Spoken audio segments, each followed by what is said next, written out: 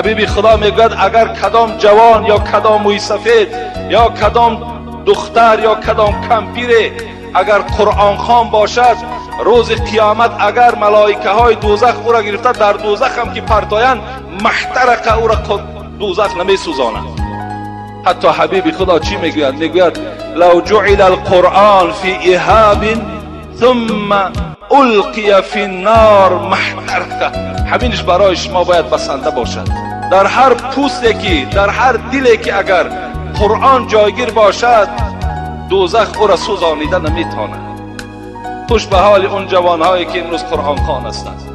انا اونا را من جوانهای پهلوان و با غیرت میگم. خوش به حالتان که این بشارت های پیغمبر خدا در شما نائل هستید.